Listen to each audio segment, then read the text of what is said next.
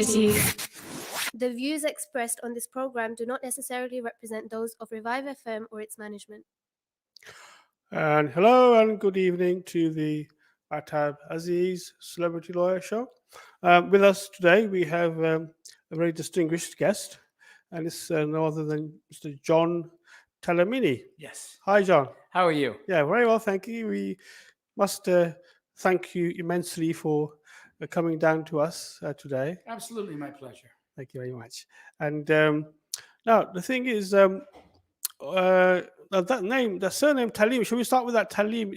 Sorry, Talamini. Where does it sounds Italian, but where does that? I am Italian. My grandmother was Calabrese. My grandfather was Swiss Italian, Right. and my mother is Scottish Canadian. Oh, right. So you kind of make me a Italian Highlander. Right. So our kilts usually are the same color as a margarita pizza. Oh, I see. Born in New York City. Right. Then we would travel from holidays, weddings, birthdays. We'd go from New York City up to Nova Scotia, Canada. Right. And it was really interesting because you would leave a city of 8 million people back then, and you'd go to a village where there were maybe 800, and they all knew you, and they were all your relatives. All right. So rather than anyone called me John, my mother's name is Vivian. Okay. So I was known as Viv's boy. Oh, I see. Right. until oh, it's only him. It's only this boy. Yeah. Oh, it's Viv's boy. Yes. You know. Right. And, I see. No, it was really interesting growing up. Oh, I see. Very good. So your initial, say, 10 years that you were growing up, that they were in fact spent in New York, then, were they? Yes. My first, so I was told, my first plane trip, I was 6 months old, because my mother had 4 sisters, 2 brothers, and always up and down. Let's see, Aunt Glennie was in Boston, then Aunt Kay, Aunt Maddie, Pauline, they were all up in Canada. So I've been was traveling since I was 6, and stopped going to Canada every summer till I was about 18. Okay. Then had the opportunity to come over here. Right. Because I was a musician at the time. Right. And it was, and back then it was really exciting. Right. London was swinging London, and it was Carnaby Street. It was Vivian Westwood, Malcolm McLaren. Yes. Brian Ferry was one of our neighbors. I was a bass player, so I had the opportunity when I first came here to play with Eric Clapton, meet the Bee Gees, Brian. So it was, London was really the place to be back then. Great. I'm going to come back to that, that sort of specific phase, if you like. But in terms of living in New York, so I believe there is like an Italian sector there. Were you actually sort of living in the Italian sort of part? No, actually, coming from New York City, and then back then we moved out to Long Island, and it was Italian and Irish where I lived, and then when we moved out to Long Island, it was basically Italian and Jewish. Right. So it was, it was really interesting, and it was fun. And again, New York back then, I'm talking the 60s, was not what it is now. I see. New York, Manhattan, now for anyone going to New York, it's like going to Ohio. I mean, it's antiseptic. Where in those days, it was Fun City. Right. And my parents got my brother and I out of there because of the gunshots, the stabbings, the lootings. And, you know, it was not the New York it is now. I mean, were you near an area called Brownsville? Did you know about Brownsville? Brownsville is in Brooklyn. I was more Manhattan, Astoria. So I was more Queens. Oh, I see. We did have some family in Brooklyn. We did have some family Staten Island, Connecticut, and again, of course, Boston, and then back up to Canada. So I never saw, as a kid growing up, I never saw any of the rough parts. Right. Per se back then. Oh, I see. Bedford-Stuyvesant, Brownsville, those were not, they weren't fun places to be. Right, yeah. So what was the sort of like the posh area of New York at that time? Was it Manhattan or? Yeah, I would say it was Manhattan. It was the Upper East Side, which Right. it is now. Lower East Side was transients. Mm. Upper West Side was where it's kind of like your Sloane Square. So if you're doing Upper East Side, it's where the New York version of the Sloane Rangers would be. Oh, I see. Out in Long Island, it was always the North Shore, Okay. which was the VIP. And again, back then, the Hamptons is not what it is now. Right. The Hamptons was a community for starving artists Right. and painters who couldn't afford New York City Mm. and had to go somewhere where it was warm because they couldn't afford the heat, in the summertime. Mm-hmm. I see. So if someone was to be, say decide to go to New York as a tourist, so what's the best area to go to at this time? I would always say, get a bunch of your friends, go late October, early November, 4 or 5 days, get one of the Virgin Airlines, deals or whatever the BA has, and Right. go with an empty suitcase and Okay. shop. Right. Right. That is always, I always say that. Right. Now it's too hot in Manhattan. I mean, the pavement will stick to the bottom of your shoes Right. and ruin them. Oh, I see, right. The Hamptons is more expensive than Monaco, Mm. and it's nothing out there. I see. And really, I mean, New York in the fall is the best time. Oh, I see. Right. I mean, I know, and I have read that in winter time in New York is very cold. It is. Yeah. It is. You have 4 proper seasons. Right. Four proper seasons. In that part of the world. I see. And do you miss New York or is Not in a whisper. right? Not to sound like as a New Yorker, Right. been there, done that, got the T-shirt, and I was telling someone the other day, Yeah. is especially in fashion. Right. You have New York Fashion Week, sure. Right. It's New York. You don't have Ohio Fashion Week. You don't have Chicago Fashion Week. You have Miami Fashion Week, which is really more swimwear. Right. It's a sprinkling in Vegas. Right. You've got LA of the boutiques, more for Hollywood wear. Portland does a good, sustainable fashion week. But out of all of the United States, you have 3 or 4 cities. So why bother? We're here, as we was talking earlier. Yeah. We have London, Paris, Milan, Berlin, Florence, Stockholm, Copenhagen. Right. So the Frank Sinatra song is no longer. No, not at all. Right. I see. Right. Okay. It's nice. It's nice.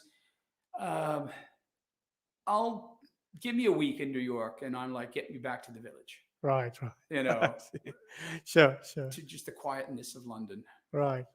Oh, that's great. That's thank you for that sort of insight. So here we are. I mean, so at that time, young John, you went to university. I believe was it Stanford you went to first, or was it later on? As a kid, I school in New York City, then Long Island, high school, graduated high school, came over here.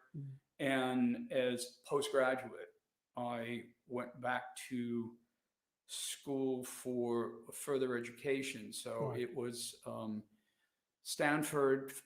This new thing called the web was coming out, and I like technology, and it was something interesting I could go to. I was living in San Francisco at the time, working for a .com company called Amicus.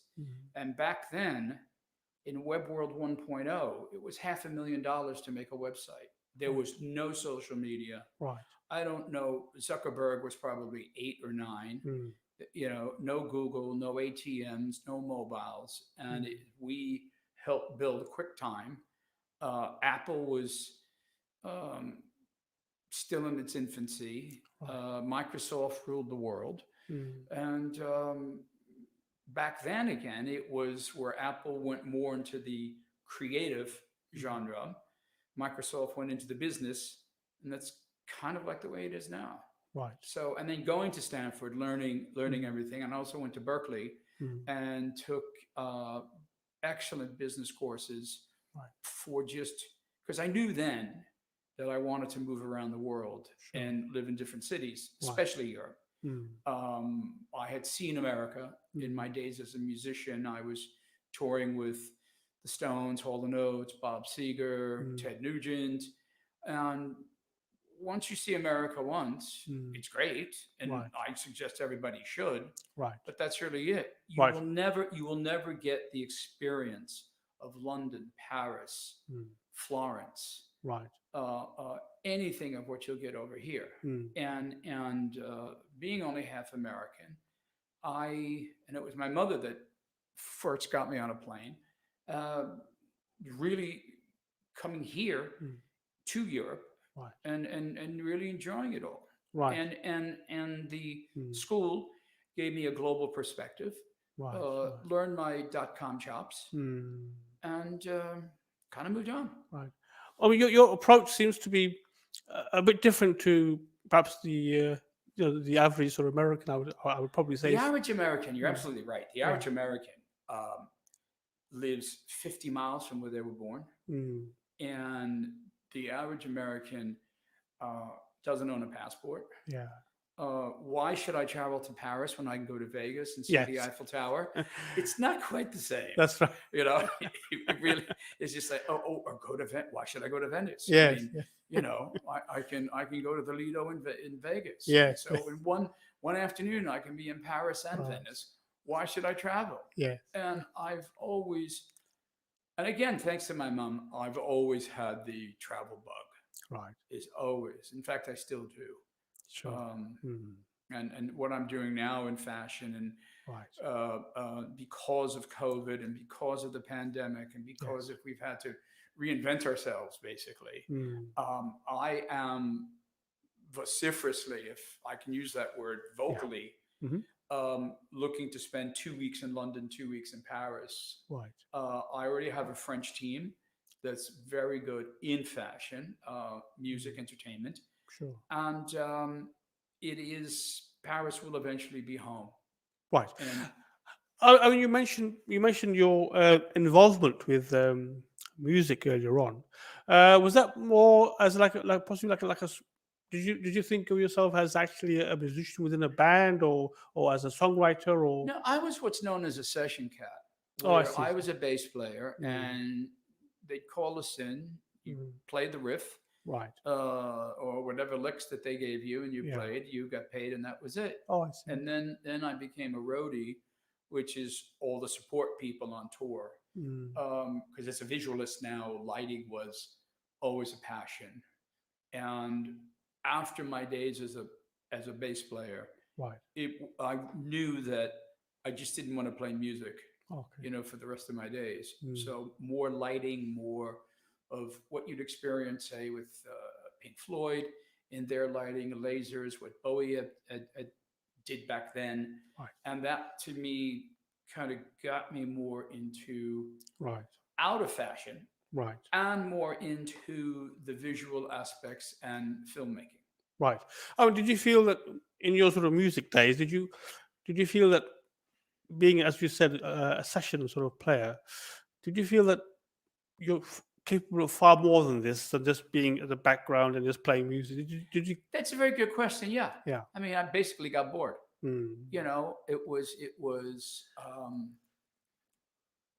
It was a good lifestyle at the time. Right. It was very high energy. It was very exciting. Forget music back then. Right. It's not what it's like now. I mean, you had proper musicians, proper bands, proper artists. Yes. Where here it's everyone sings through a lexicon, and it's all done on a machine. Yes. Yeah. Where back then it was done, it was proper rock and roll. Oh, that's okay. I mean, I've seen some photographs of Elvis, and if you look at the session musicians he had with him. Yes. They look really serious people, Yeah. You can just tell even the session musicians were, like very, very, good at what they do. Yes. Yeah. I mean, I remember playing with the New York Dolls. I had a band. I was in a band called Bluger. We opened for this kabuki band called Kiss. Okay. So it was, Right. and who knew that they were going to go on to be, world famous. Right, And right. we played the Diplomat Hotel, Right, in New York, and then travel. Iggy Pop Right. was one of our flatmates, Oh, I see. for a few months, and that's where I met David. Max's Kansas City was the place to hang out with in Lower Manhattan, Right. where you met Bowie, Andy Warhol, The Factory. Right. David McCabe, who's just passed away, was a dear friend and a photographer. Okay. And you were part Ginsberg, Lou Reed, that I had played for, and part of the Beat Generation. And it was I mean, that's when New York was gritty, rough, Right. tumble, exciting. Right. Not what it's like now. So you may have been one of the session musicians on his "Walk on the Wild Side" song. I did play. Right.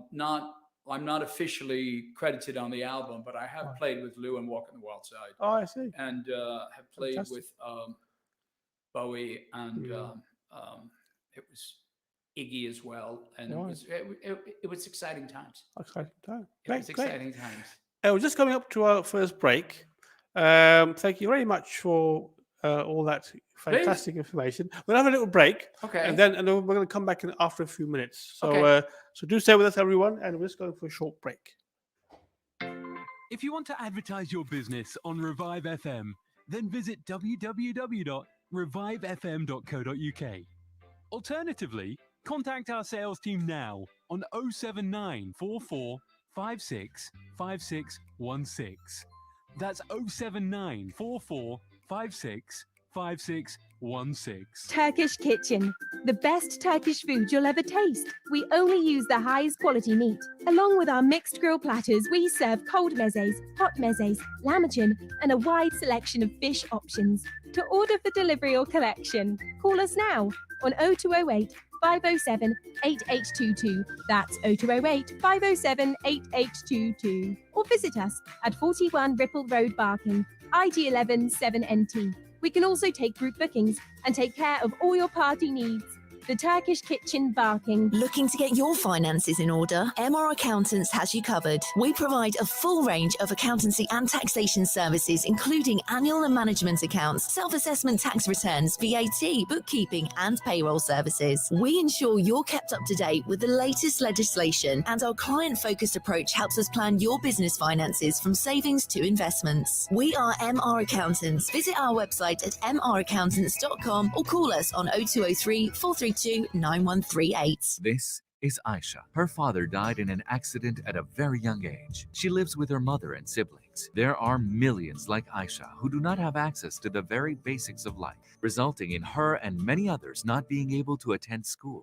Through Minhaj Welfare Foundation, your charity is dedicated towards supporting the full needs of orphans and needy children around the world. Donate today. Call us now, 0300 3030 777. Or visit us on minhajwelfare.org. Minhaj School of Islamic Sciences provides quality Islamic education for children aged between 5 and 15 years old. As well as teaching classical Islam, including Tajweed, Fiqh, Seerah, and Aqidah, we endeavor to equip children with essential Islamic manners, morals, and values. Here at MSIS, our experienced teachers create an inspirational learning environment where we strive to cater for the needs of every child. For enrollment inquiries, inquire in person at Minhaj School of Islamic Sciences, Monday to Friday, 5 to 7 p.m. at 292-296 Romford Road, or email admin.edu_london@minhajuk.org. कोविड-19 से एक लंबी जंग लड़ते हुए हम यहाँ तक पहुँचे हैं और अब उन्हीं एहतियातों को बरतने की वजह से हम बहुत सी ऐसी बातों का लुत्फ ले सकते हैं जिन्हें हमने बहुत मिस किया, लेकिन वायरस अभी तक हमारे दरमियान मौजूद है। लिहाजा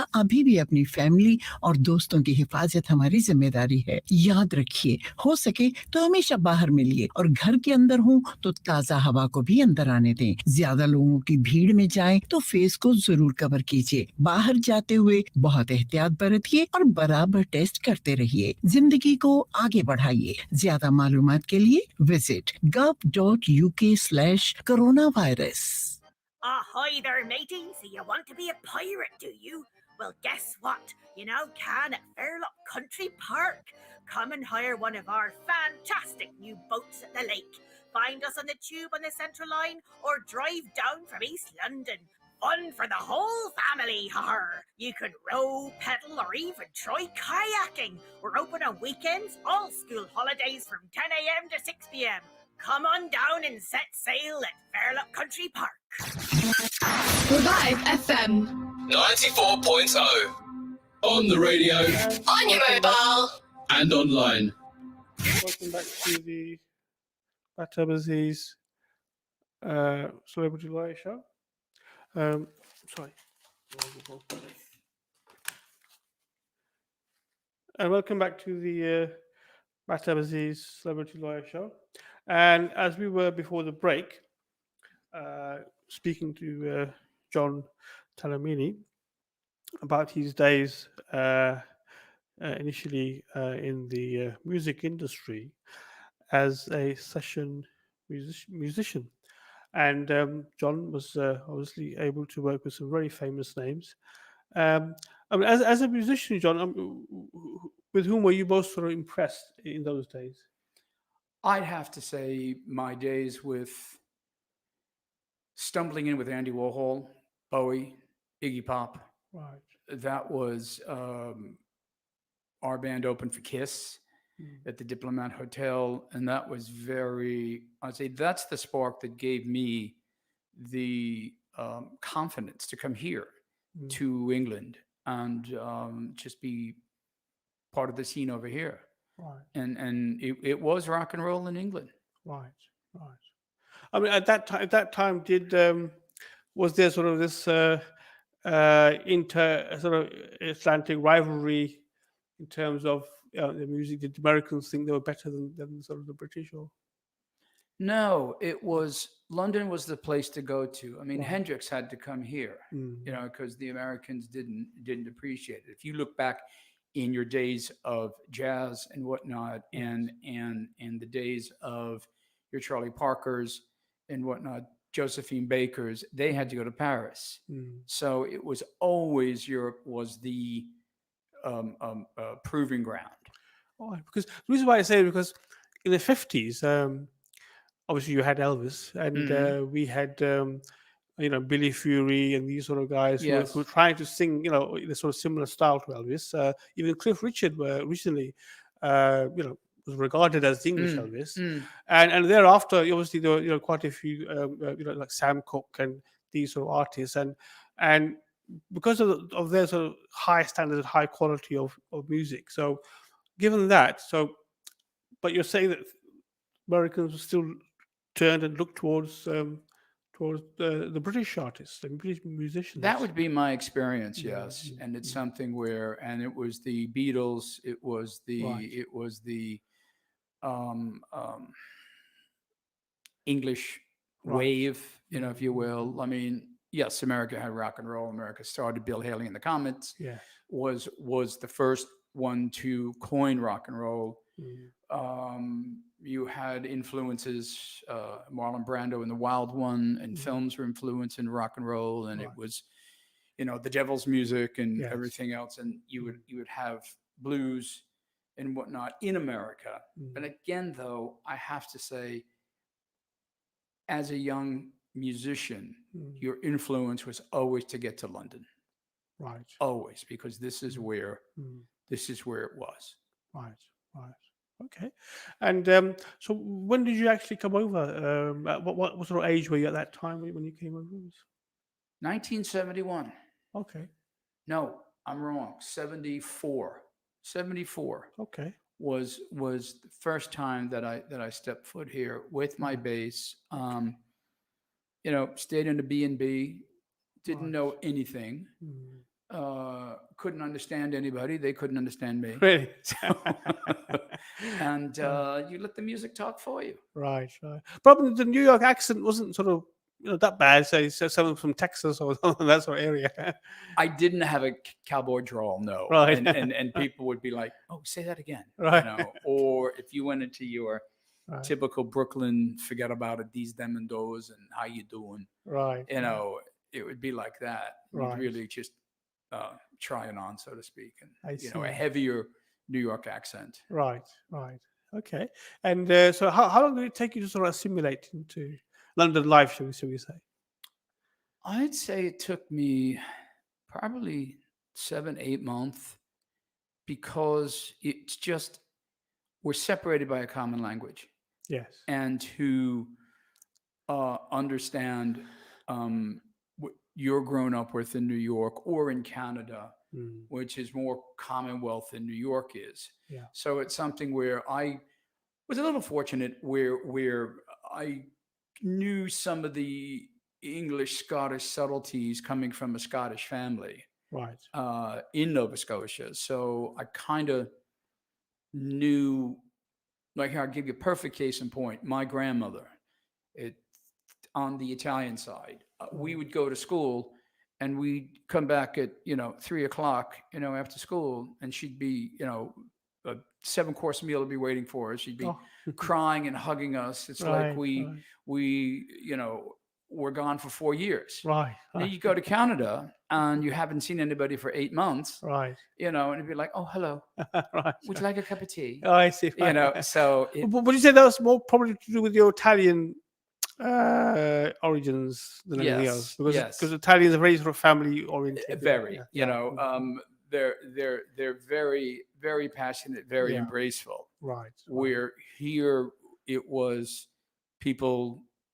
Well, they're English, and they I've kept to themselves and whatnot. And again, though, even though you didn't have an Italian, say, influence here, what you did have, though, was the creativity, the music, the people. Right. I mean, I remember the first time I met Lemmy from Hawkwind. Okay. I mean, a real character. Right. And it was really different. Right. So I guess what I'm trying to say and thinking is your passion here came out in a different way. Okay. And your passion did come out through your music. Right. Versus, your love of cooking or pizza, or grandma.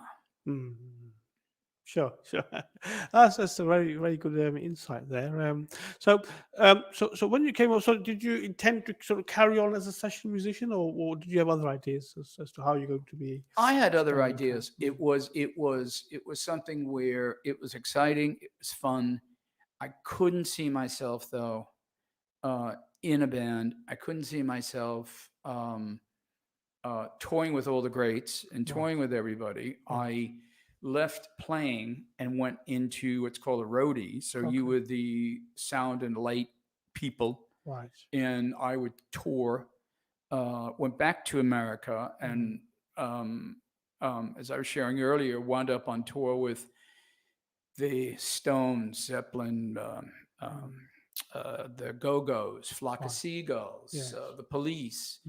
And it was a great experience for me in knowing my lighting, knowing my sound, knowing, playing stadiums for 3,000 to 300,000 people. Right. And it was a really good time. Right. And I really enjoyed it.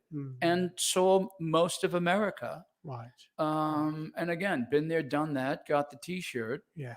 And wanted to come back to Europe. Right. Right. Oh, did you sort of collaborate with David Bowie when you were back here in London, or? No, I played with David, did some jamming, and then David became, who he is. Yes. And I was fortunate enough though to travel a bit with Chic. And Nile Rodgers, who was a great influence for me in my music and understanding music. And then when Nile and David started producing, those were really great days. Right. Yes. That was a distinctive sound of Chic. Was absolutely. Yes, absolutely. And he is meeting him and still is the consummate gentleman. Right. And musical genius that he is. Right. And right about that time is when a certain band called Queen started coming onto the scene. Yes. Did you ever get the chance to meet Freddie Mercury? Or? I think a few times. Kind of the late 70s, 80s, a bit of a blur sometimes. Sure. Everything that we got up to. Right. But they were a really great band and really good people. And it's not like the rivalries or things that you have now, in music groups or whatnot. And now I think music is really not music. It's why would I want to listen to somebody play music on Love Island? Wake me up when it's over. That's right. Not to be a snob. It just wasn't the same as it is now. That's right. I mean, when you can you remember when you first heard Bohemian Rhapsody? What was your sort of, because it was very different sort of sound. It was very sort of It was very impressive, and that's where let's try this, let's try that, let's test this, let's do with strings. Right. Again, going back to Chic, they carried 4 violin players with them. It was all strings and whatnot, and so you really added a lot. I mean, the Beatles, George Martin had a lot to do with it. I mean, the White Album, I think, is one of the groundbreaking albums in music.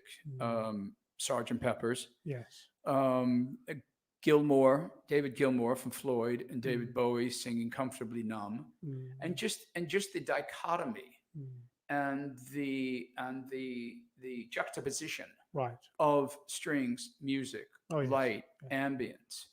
Really, you would. And I was working with Pink Floyd in New York in a place called Britannia Row, and it was a pink building. In Long Island City, Queens, and that's where all the musicians were, and that's where all the studios were back then. And don't forget, also back then it was analog, not digital.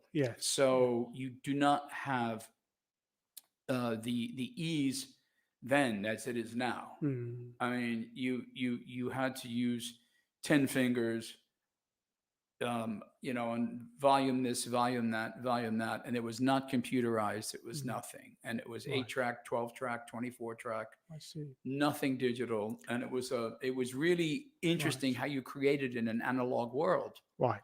And I'm happy I learned that because moving from analog into digital is being a jet pilot and then flying an airplane. Where now. It's nothing like it was back then. Right.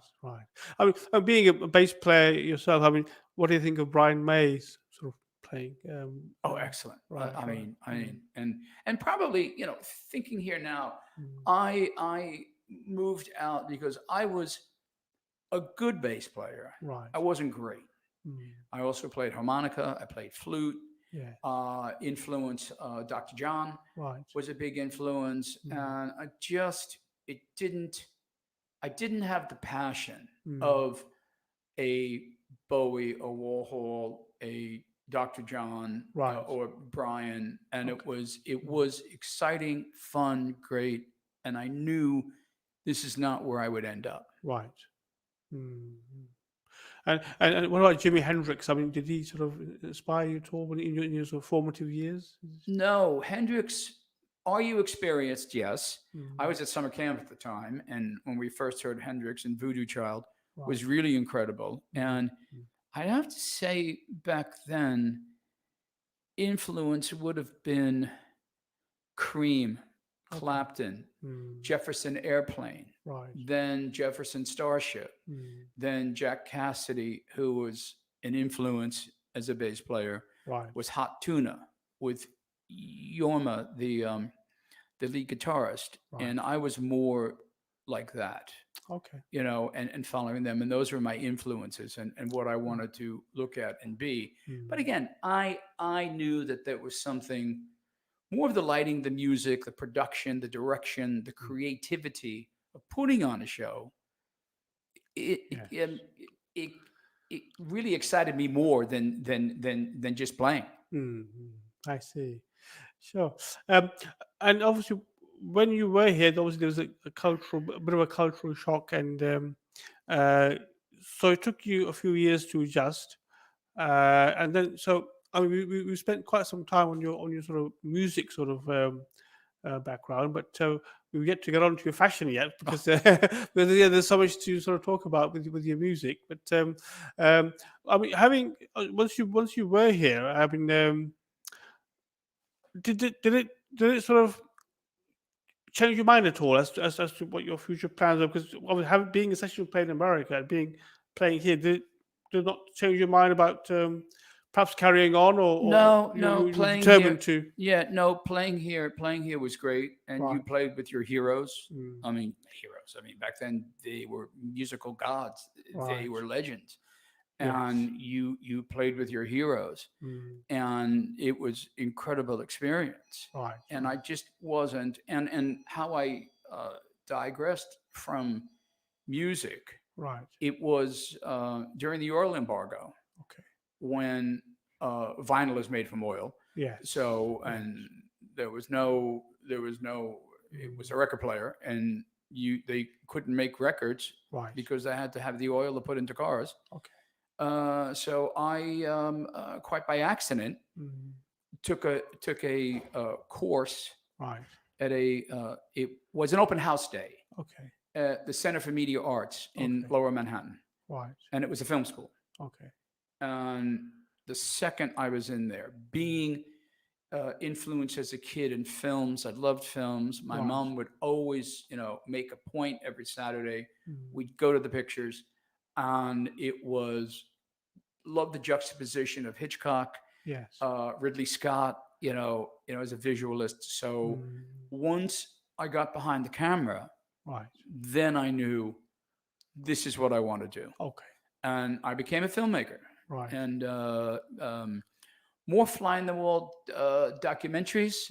I was fortunate enough to work with Lance Hendrickson Yeah. on a documentary of motorcycles, and Okay. Lance Right. played the alien Bishop, or played the robot Right. Bishop on Jimmy Cameron's Aliens. Okay.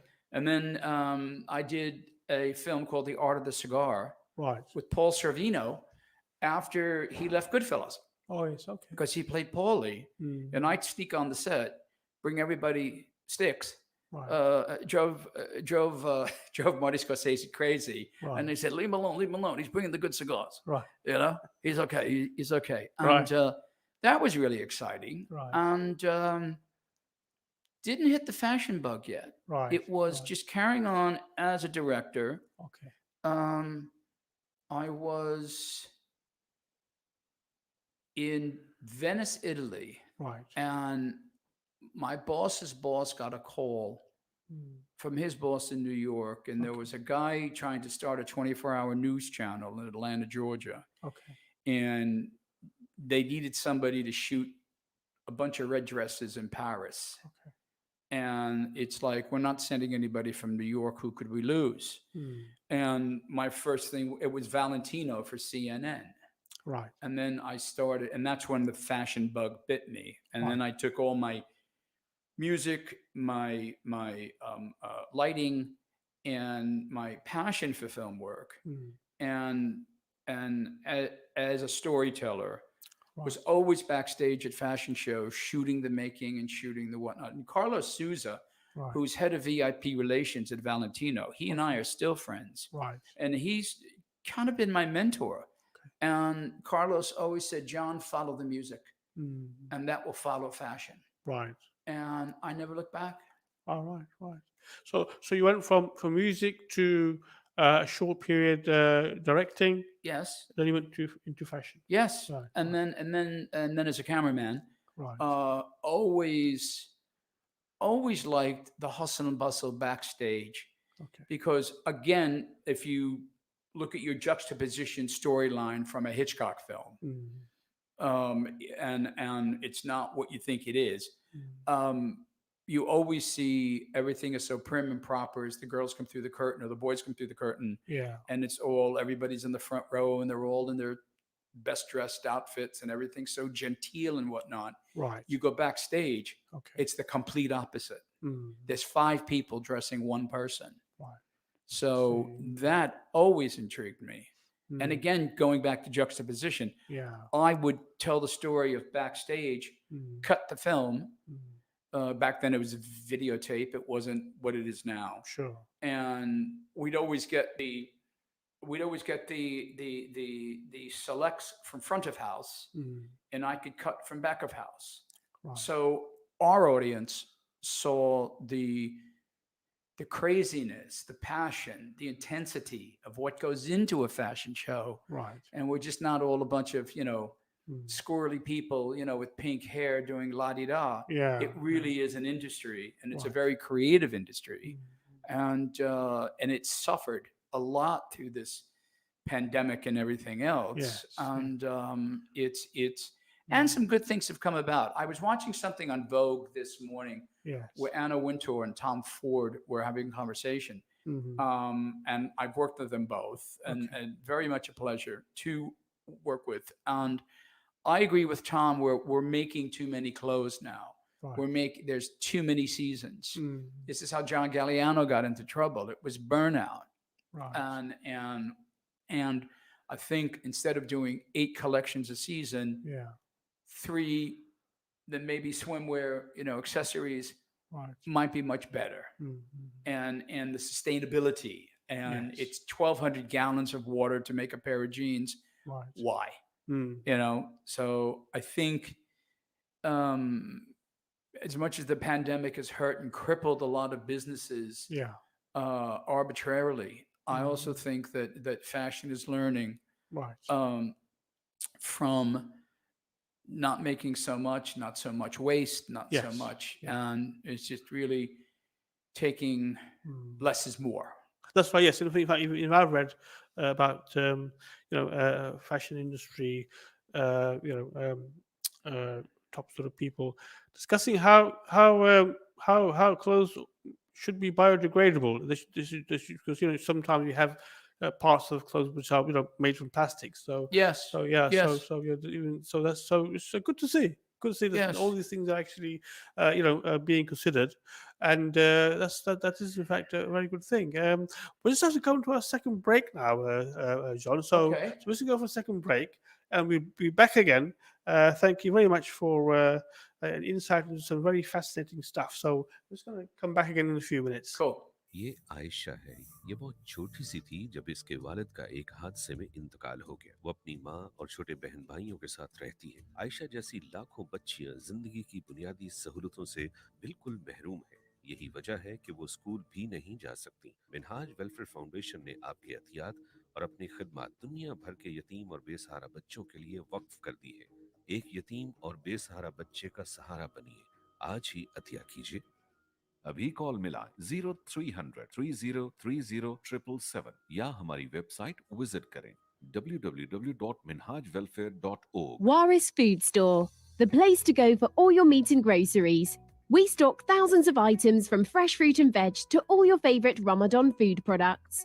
Based at 420 Hoe Street in Walthamstow, we can deliver anything you need right to your doorstep. Just give us a call on 0208 521 0000 and take advantage of our huge Ramadan offers. Waris Food Stores is now also available on Uber Eats. Thinking about selling or letting your home?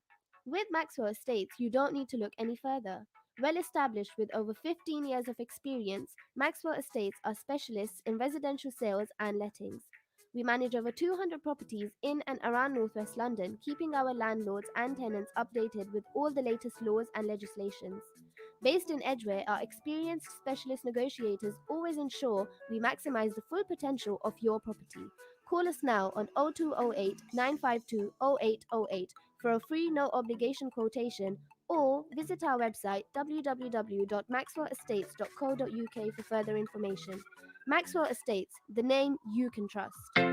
If you want to advertise your business on Revive FM, then visit www.revivefm.co.uk. Alternatively, contact our sales team now on 079 44 56 5616. That's 079 44 56 5616. कोविड-19 से लंबी जंग लड़ते हुए हम यहाँ तक पहुँचे हैं। हमारी बहुत सी पसंदीदा जगहें अब हमारे लिए मुकम्मल तौर पर खोल दी गई हैं। शॉप्स, स्टेडियम्स, कैफे, सिनेमास और नाइट क्लब्स। अगर हम इसी तरह एहतियात बरतते रहें तो ये सिलसिला ऐसे ही जारी रह सकता है। लेकिन वायरस अभी भी हमारे दरमियान मौजूद है। अपने दोस्तों और रिश्तेदारों की हिफाजत अभी भी हमारे जिम्मे है। अगर आप में हल्की सी भी अलामत जाहिर हो रही हैं, आपको लगे कि आप इस वायरस का शिकार हैं, तो गेस मत कीजिए। टेस्ट कीजिए, घर पर रहिए, भले ही आप दोनों वैक्सीन ले चुके हों। जिंदगी को आगे बढ़ाइए। ज्यादा जानकारी के लिए visit gov.uk/coronavirus। Taj Grill invites you to the world of Pakistani cuisine. With every dish prepared to perfection, why not try our sizzling mixed grill, our famous masala fish, or choose from our selection of freshly made curries and allow the Taj Grill experience to speak for itself. Visit us at 72 Ilford Lane or 508 Ilford High Road or call 0208 262 6476. We also offer catering for all your events. Call us for more information. With over 40 years' experience in the industry, Plachette Carpets is the place to go for all your carpets, laminates, linos, and wood flooring. We have an established network of suppliers, which means we can offer some of the best prices in town. We offer free estimates, free measurements, and now even free fitting. Call us now on 0208 472 8568 or visit us at 157 Plachette Road, Upton Park, London, E13 0QZ. Revive FM. 94.0. On the radio. On your mobile. And online. And welcome back to the Mahtab Aziz Celebrity Lawyer Show. We've had some really, really fascinating stuff from John Talamina, who has in fact worked with, and shared the stage with some of the most famous musicians that you would care to think of. Mrs. Brian Ferry, David Bowie, other American acts, Iggy Pop, Kiss group. So John does really come from a very sort of illustrious career, and it's been fascinating talking to him about his experiences. And we really should haven't had enough time to get into all of it, but I think we would be very happy to probably, if he would be amenable to it, to come back again as a guest, because there's so much to explore. It'd be my humble pleasure. Thank you. Thank you, John. So we're getting on to the stage where you've decided that that the fashion industry was perhaps where your future would lie, I should say. And was it difficult getting into fashion? No, back then, if you were now being a shooter, back then you were on videotape. It was 3/4. It is nothing like it is now. And I was one of the first cameramen actually on the catwalk when it was all still shooters. Wow. And people would say, who's going to watch a live fashion show? I mean, what are you, nuts? Yeah. And I was lucky enough to work with Ford Models agency, and also Johnny Casablancas from Elite. And back then, they were Coke and Pepsi. They were the only two. Right. And I go back where the president now of IMG Models in New York, Ivan Bart, is a dear friend. And he runs a multi-billion-dollar agency. And IMG's all over the world. Elite's still here. Ford's ish. And then you've got all your other modeling agencies. And so back then, it wasn't easy. It wasn't difficult. You had to have a reason to be in the business. Right.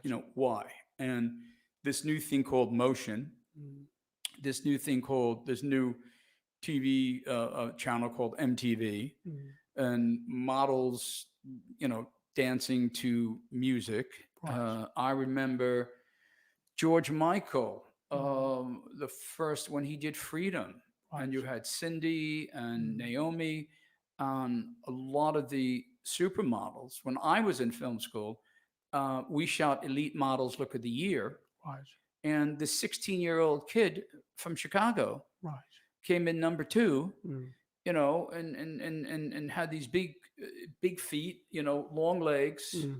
She had a mole that she wasn't going to get rid of, and it was Cindy Crawford. Right. So, and what she's done with her daughter Yes. now is absolutely, I mean, a really good professional people. Right. And it was, you didn't like music back then. You didn't know you were going to become a superstar. Right. You didn't know. Right. You didn't know you were going to become a supermodel. Right. Johnny started that. And it was something where you really broke the mold. And then I worked with Alberto Rizzo as a photographer, Sante Dorazio, Mario Testino. So you Herb Ritz. And so and so you had, again, coming up the ladder, coming up the ranks, you really didn't know or plan for who you were going to be. Unlike now, if I'm an influencer, I have 500,000 followers, that should mean something. Again, not to sound like a snob, it's and because of social media, because I have a few million followers, big deal. You really weren't in the trenches now as you were then. You didn't really experience the shoots. A funny thing we used to do as shooters, especially at Paris Fashion Week, we would shoot the show, roll the tape, drop it off at Getty. It would go up on the satellite, and people would be watching fashion.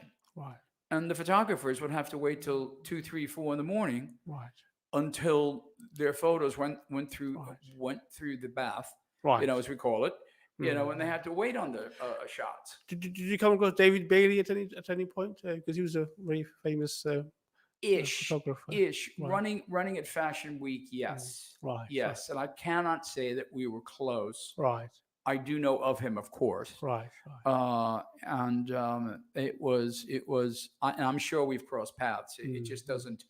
I was more, again, in London, Paris, Milan. Those were your stomping grounds.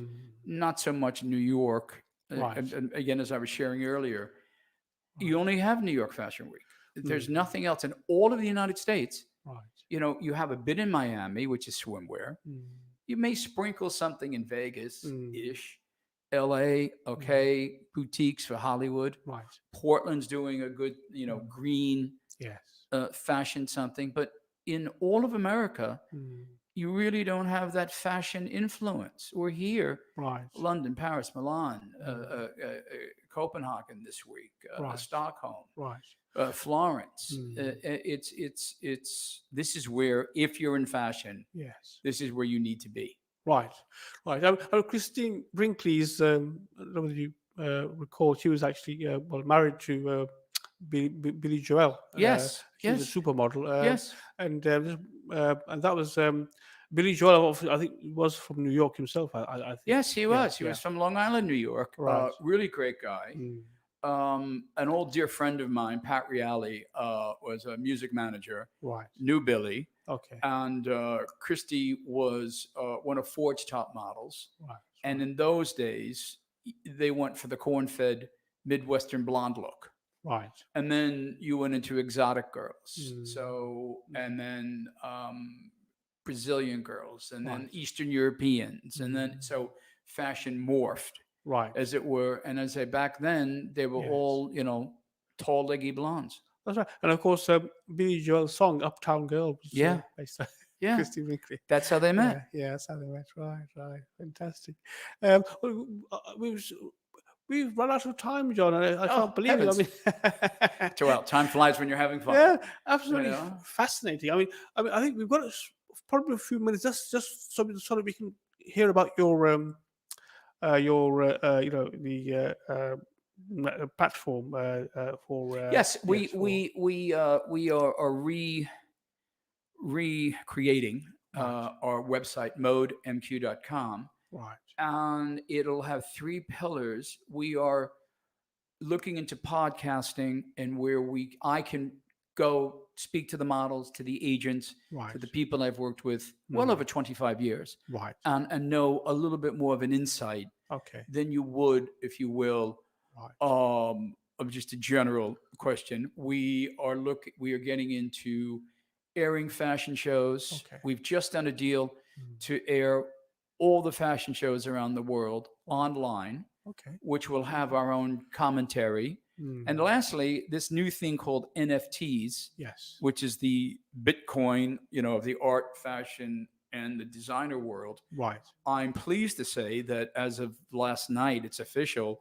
We've just completed a contract for Anna Nicole Smith, the former model. Yes. And some of her photographs that have never been seen at all. This will be our first NFT. Oh, that's fantastic. I mean, and also what you're doing there is bringing fashion to people that perhaps ordinarily wouldn't have had access or been able to see them. So that's really exactly. That's really fantastic. Okay, well, John, it's been an absolute pleasure and absolutely great of you to come along today. And I really think we ought to bring you back again because there's just so much more to discuss. Thank you very much, John. Thank you. And, that's it for today's. And thank you, everyone, for listening. Thank you. That's it for today's program, and hopefully I'll be with you again. Hopefully in a couple of weeks' time.